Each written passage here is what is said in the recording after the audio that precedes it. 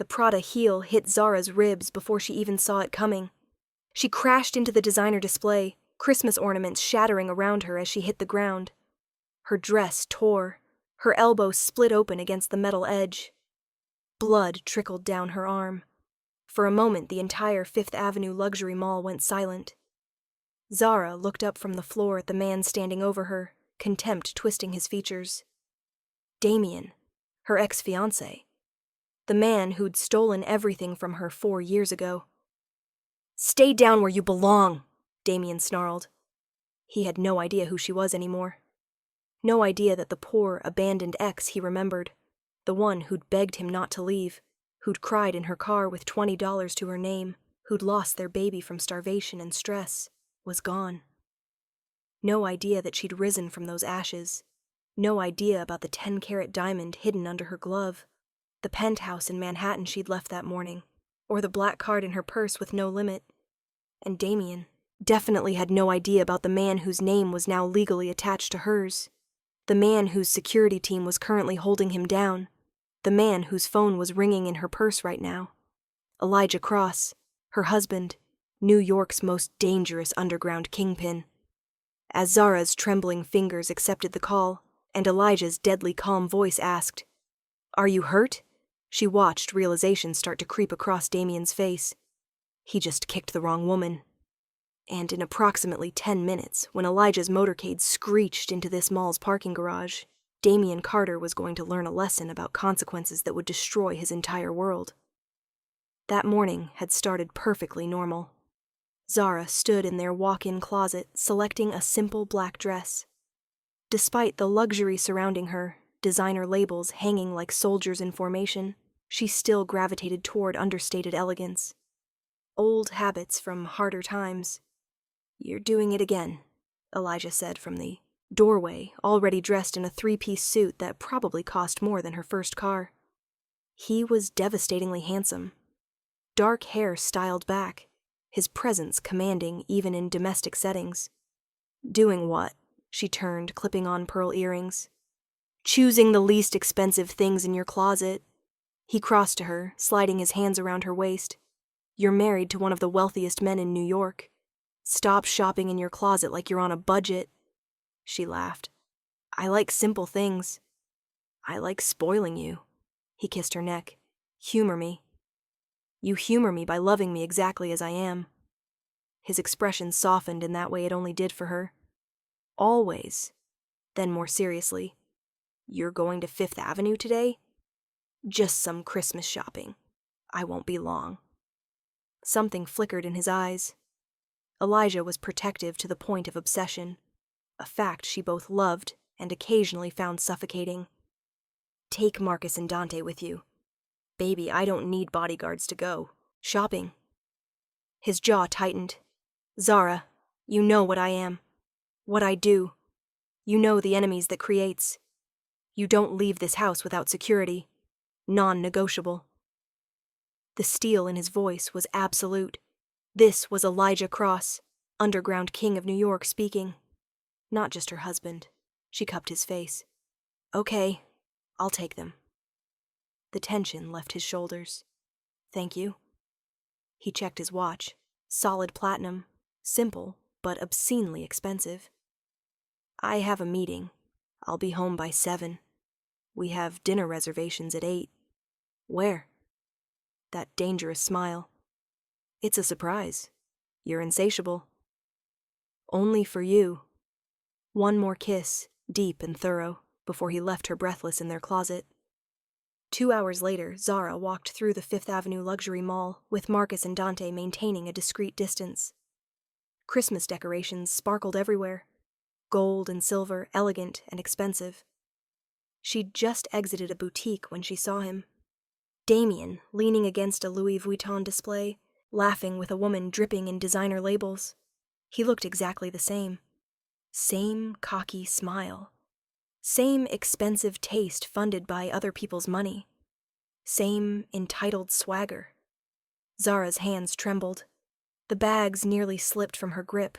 4 years. She'd thought she was over this. Thought she'd healed. But seeing him brought everything back. The pain, the betrayal, the nights crying in her car, the morning she woke in a pool of blood, losing the baby alone. She should walk away, turn around, leave. But her feet were rooted to the marble floor. Damien looked up. Their eyes met. For a moment, nothing. Then recognition flashed across his face, followed by shock, then something uglier. Contempt. He whispered something to the woman, then started walking toward Zara. Every instinct screamed at her to run, but she was frozen. Well, well, Damien drawled as he approached, that familiar, condescending tone making her skin crawl. Zara, didn't expect to see you here. Thought you'd be at the thrift stores where you belong. She found her voice. Damien, I have nothing to say to you. What's wrong? Still bitter? He looked her up and down, his expression mocking. Though I see you've cleaned up a bit. Found some desperate man to pay your bills. That's always been your talent, hasn't it? Playing victim until some fool takes pity on you. The words hit like physical blows. Marcus and Dante were moving closer, sensing trouble. You left me with nothing, Zara said quietly, hating how her voice shook.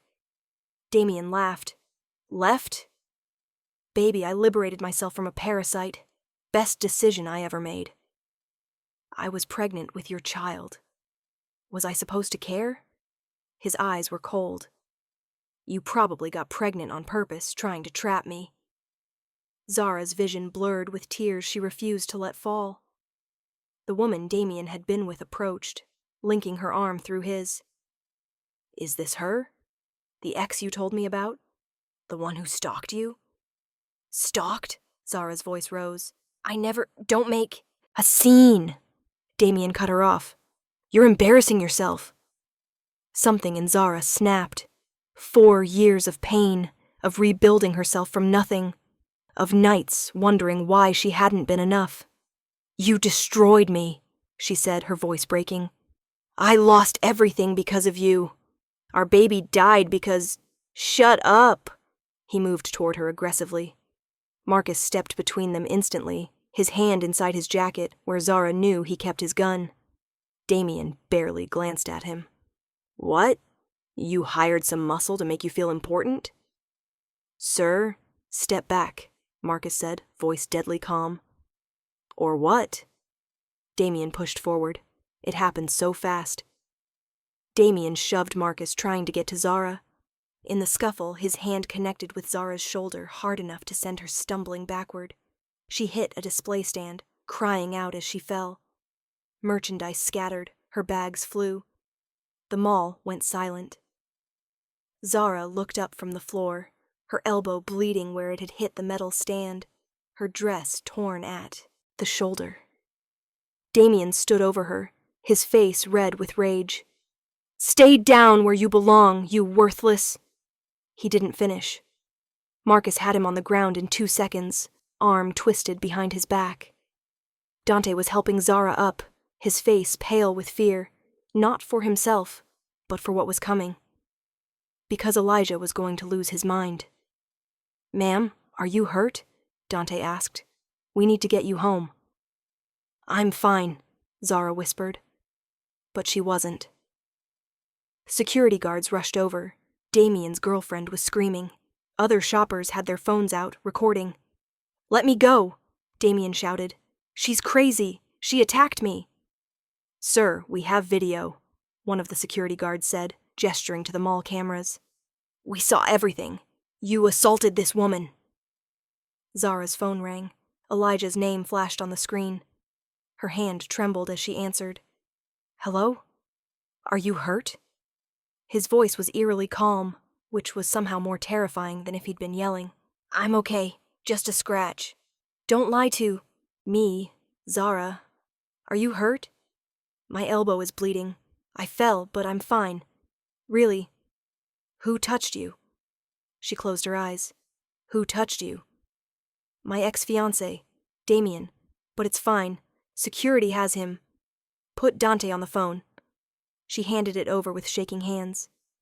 Watched as Dante's expression went from nervous to absolutely terrified as he listened. He responded in rapid Spanish, too fast for her to follow, then handed the phone back. "Baby," she said softly. "I'm 8 minutes away." His voice was pure ice. "Don't let him leave. If security tries to release him, tell them who you are. Use my name." "Elijah, please, don't do anything." "He put his hands on you. He hurt you. There is no world in which that man walks away without consequences." The line went dead. Zara looked at Marcus, still holding Damien to the ground. At Dante, who'd positioned himself protectively beside her. At Damien's girlfriend screaming at security. At the crowd of people watching, recording, whispering, and she felt a cold certainty settle in her stomach. Damien had no idea what he'd just done. Mall security had separated everyone by the time Elijah arrived. Zara sat in the security office, an EMT cleaning the scrape on her elbow. Dante stood guard at the door. Then Elijah walked in. He'd come straight from his meeting, still in his suit, but there was nothing civilized about him now. His expression was carved from stone, his eyes absolutely black with fury. 6 of his men followed him, all armed, all wearing the same cold expression. The security guards stood up immediately, recognizing power when they saw it. But Elijah only had eyes for Zara. He crossed to her in 3 strides, his hands cupping her face with devastating gentleness. "Let me see." "It's just a scratch," she whispered. His eyes traveled over her torn dress, the bandage on her elbow, the tear tracks on her cheeks. When he looked at her again, she saw murder in his eyes. "Who is he?" His voice was barely above a whisper. "Point him out." "Elijah, please. Let's just go home. It's not worth it." His hand trembled against her cheek. "You're bleeding. You're crying. Someone put their hands on you in violence. My wife, my woman, my everything. And you think it's not worth it?" He switched to Spanish, speaking to Dante in rapid-fire sentences. Dante bowed and left quickly. "Mr. Cross," one of the security supervisors approached nervously, clearly recognizing the name. "We have the incident on camera. The man who pushed her is in the next room. We've called the police." "Cancel it," Elijah said flatly.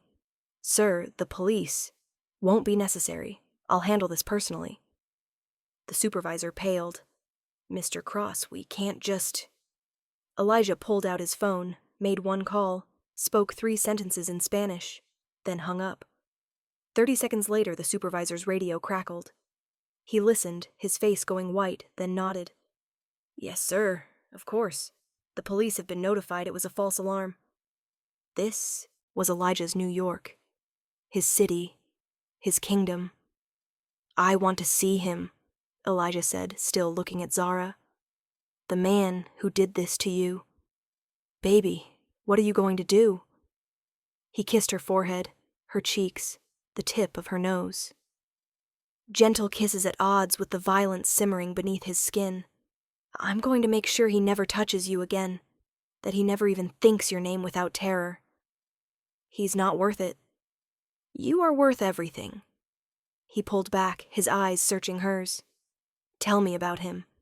Tell me why I don't know about an ex-fiancé who clearly hurt you badly enough that you're shaking just from seeing him."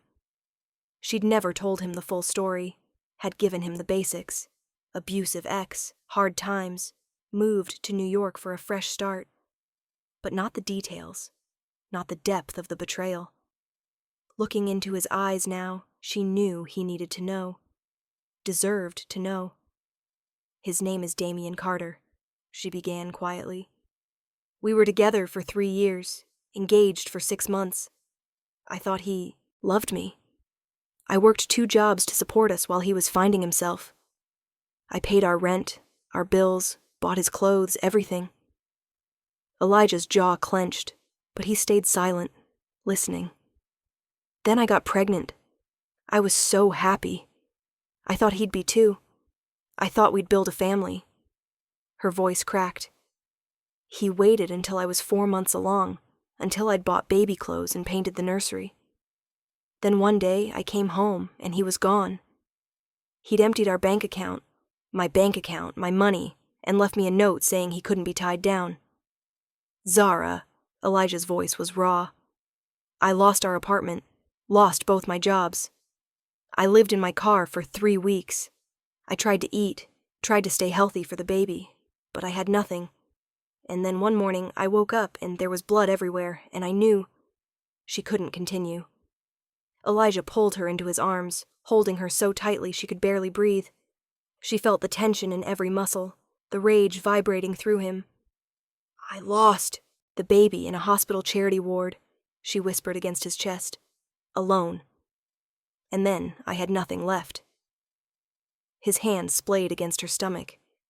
But you didn't give up. No, I got angry instead. I spent 2 years rebuilding. And then I met you. She pulled back to look at him. You saved me, Elijah. You saved yourself. His thumbs wiped away her tears. You were already whole when I found you. I just recognized what everyone else was too blind to see.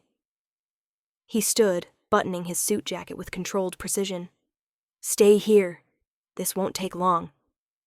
Elijah, he kissed her, deep and possessive. Trust me. Then he was gone, his men following. Through the walls, she heard a door open. Heard Damien's aggressive voice. About damn time someone with authority showed up. I want that crazy woman arrested for... His voice cut off abruptly. Elijah's voice, too low to make out words, but the tone was unmistakable. Dangerous. Controlled. Deadly. Then Damien again, louder, nervous now. Who the hell are you? You can't just...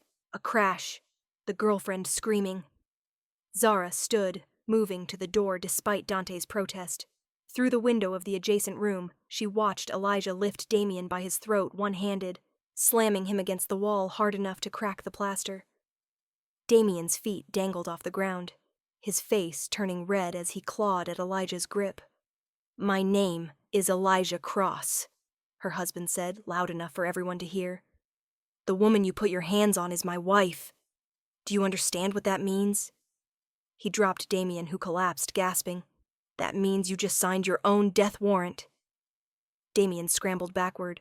I didn't know. I swear I didn't know she was married. Married? Elijah's laugh was cold. You think I'm angry because of a legal document? No, I'm angry because you destroyed the woman I love years before I found her. Because you left her pregnant and homeless. Because you stole from her, abandoned her, caused her to lose a child she desperately wanted.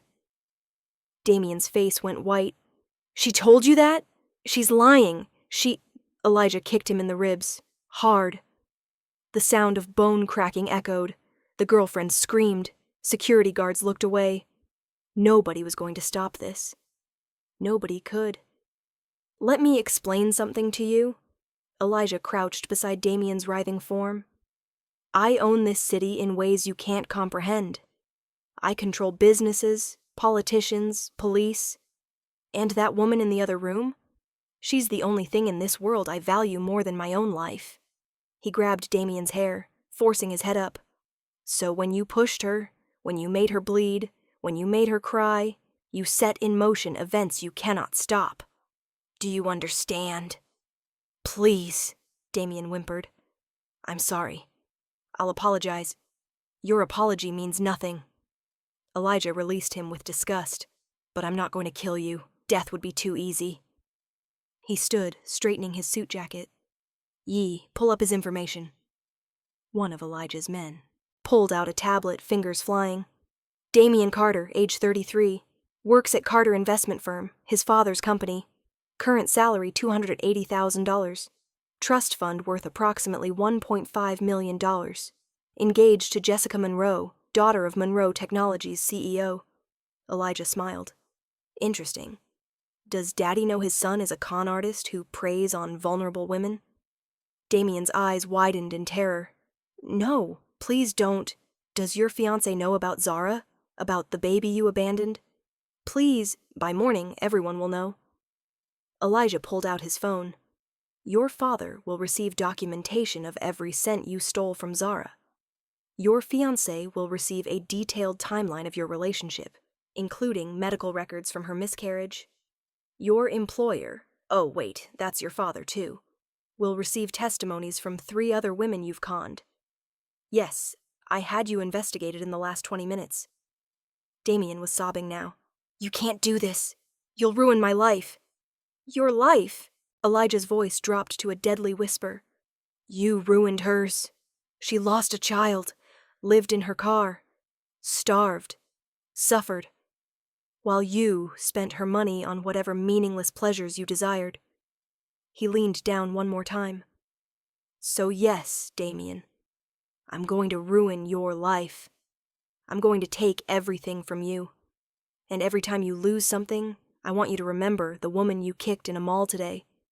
I want you to remember that your destruction came because you were foolish enough to hurt someone I love. The next few days were a blur. Zara watched Damien's world crumble in real time through social media. Jessica Monroe broke off their engagement with a scathing post that went viral. Carter Investment Firm released a statement distancing themselves from Damien and announcing his immediate termination. 3 major news outlets ran exposés on his pattern of abuse. The public apology came on the 4th day. Damien, looking haggard and broken, stood in front of cameras and read from a prepared statement. I want to apologize to Zara Cross, formerly Zara Thompson, for the pain and suffering I caused her. I was selfish, cruel, and abusive. There is no excuse for my behavior. He looked directly into the camera, and Zara knew Elijah had scripted this part specifically. To Mr. Cross, I apologize for hurting your wife. I understand now the magnitude of my actions and accept full responsibility for the consequences. The video ended. Zara turned off her phone and looked at Elijah, who was working on his laptop beside her. It's done, she said. It's done. He closed the laptop. How do you feel? She considered this. Lighter. Like I've been carrying this weight for 4 years and finally put it down. Good. He pulled her into his arms. You never have to carry anything alone again. That night, Elijah took her to a private restaurant he owned in Manhattan. The entire place had been reserved just for them, candlelit and decorated with her favorite flowers. What's all this? She asked. A celebration. Of what? You, your strength, your resilience, your freedom from the past. Dinner was exquisite. They ate and talked and laughed, and Zara felt more herself than she had in days. After dessert, Elijah stood and extended his hand. Dance with me. There's no music. He pulled out his phone, pressed play, and Adore You filled the restaurant. They swayed together in the candlelight, his arms around her waist, her head on his chest. Thank you, she whispered, for loving me, for protecting me. Thank you for trusting me with your heart. He tilted her face up. Thank you for seeing past what I am to who I am. He kissed her in the candlelight, and Zara felt the last piece of her broken heart heal. Damien had shattered her, but Elijah had gathered every piece and put her back together with gold, making her more beautiful for having been broken. 2 weeks later, on Christmas Eve, Zara received a notification from her bank. $135,000 had been deposited into her account. Every cent Damien had stolen, plus interest, plus compensation. She stared at the number, remembering the girl who'd had $20 and a prayer. What will you do with it? Elijah asked. An idea had been forming. I want to start a foundation for women who've been financially abused by partners, help them get back on their feet. Elijah's smile was brilliant. I think that's perfect. I'll match whatever you put in. You don't have to. I want to. We'll call it the Second Chances Foundation. Zara's eyes filled with tears. You're amazing. I learned from the best. That evening, their penthouse filled with people, his business associates, her friends, even some of his crew members with their families. At midnight, Elijah called for everyone's attention. Thank you all for coming, he said. This year has been transformative. I found love, got married, and learned what it truly means to have something worth protecting beyond power and money. He looked at Zara, his eyes soft. My wife has taught me that strength isn't just about control or fear. It's about vulnerability, forgiveness, resilience. She survived things that would have broken most people and came out stronger. He raised his glass. To Zara, to love, to second chances. Merry Christmas. Everyone cheered. Later, after everyone left, Elijah gave her his gift, a small velvet box. Inside was a necklace, a delicate gold chain with a pendant shaped like a phoenix rising from flames. You rose from the ashes of your old life, he said softly, fastening it around her neck. You're my phoenix. Beautiful, powerful, reborn. She touched the pendant, overwhelmed. I love it. I love you. He produced another box. Inside was a leather portfolio containing legal documents. The deed to a building in Brooklyn for your foundation. It's already been renovated. You can start helping women as soon as you're ready. Zara couldn't speak. You wanted to help women who've been where you were, he said. Now you can. Turn your pain into purpose. She kissed him through tears. As Zara lay in Elijah's arms that night, watching snow fall on New York through their bedroom windows, she thought about the journey that brought her here. The pain of betrayal, the darkness of loss, the slow climb back to herself, the unexpected love that changed everything. Damien had tried to break her, had taken everything and left her with nothing. But she'd survived. She'd rebuilt. She'd risen. And now she was here, in the arms of a man who would burn the world down to keep her safe, starting a foundation to help other women rise from their ashes. What are you thinking about? Elijah murmured, half asleep. How grateful I am for all of it.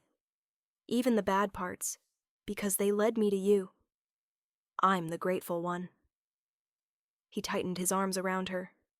You gave me something I never thought I'd have. A home. Not a penthouse, but a real home. A person who makes me want to be better. You are better. You're the best man I know. He laughed softly. I'm a criminal, my love. You're my criminal, and you have a good heart, even if you hide it under intimidation and designer suits. Only for you. Everyone else gets the intimidation. She smiled against his chest. I can live with that. They drifted to sleep as Christmas morning dawned, two survivors who'd found each other against all odds, building a life from the ruins of their pasts. 3 months later, the Second Chances Foundation opened its doors. Zara stood at the ribbon-cutting ceremony, Elijah beside her. This foundation exists because I lived this experience, she said into the microphone. I know what it's like to have nothing, to lose everything, to wonder if you'll ever be whole again. But I also know that with support and belief in yourself, you can rise. You can rebuild. You can thrive. She looked at Elijah. I had to do it alone. But the women who come through these doors won't have to. The first resident moved in that afternoon, a woman named Maya who'd been left homeless with 2 kids. Zara helped her unpack, sharing her own story, offering hope. You really came back from all that? Maya asked, tears streaming. I did. And you will too. I promise. That night, Zara returned home exhausted, but fulfilled. How was the first day? Elijah asked. Perfect. Overwhelming, but perfect. We'll expand. Buy another building, whatever you need. You've already given so much. This is important, Zara. You're changing lives. Later, as they prepared for bed, Zara's phone buzzed. An email from an unknown address. It was from Damien. Her heart stopped. What is it? Elijah asked, noticing her expression. She read it aloud. Zara, I know I have no right to contact you. I don't deserve any response. But I saw the news about your foundation and wanted to say I'm proud of you. You took the worst thing I ever did and turned it into something beautiful. That's who you always were. Someone who found light in darkness. I'm in therapy now, really trying to change. I don't expect forgiveness. But I wanted you to know you deserved better than me, and I'm glad you found it. I hope you're happy. You deserve all the happiness in the world." Damien's silence filled the room. "How do you feel?" Elijah asked carefully. Zara thought about it. 3 months ago, seeing Damien's name would have sent her into a panic. Now, reading his words, she felt nothing. No anger, no pain, no satisfaction. Just nothing. "I feel free," she said finally. "Like that chapter is completely closed." "Do you want to respond?" "No, there's nothing to say. He's part of my past, and I'm focused on my future." She deleted the email. "Besides, I have everything I need right here." Elijah pulled her into his arms. "I love you," he whispered. "My phoenix, my fighter, my everything. I love you, too, my protector, my partner, my home." They stood in their bedroom, the New York skyline glittering outside, holding each other and the future they were building. Zara had been broken, abandoned, destroyed. But she'd risen. And in rising, she'd found love, purpose, and a power she never knew she possessed. The power to transform pain into hope. Not just for herself, but for every woman who walked through her foundation's doors. Damien had kicked her in that mall, thinking she was still the broken woman he'd left behind. He couldn't have been more wrong. She was Zara Cross now, wife to New York's underground king, founder of a movement, a survivor who refused to let her story end in tragedy. And as Elijah kissed her, deep and sweet and full of promise, she knew this was just the beginning. Her crown, her choice, her victory.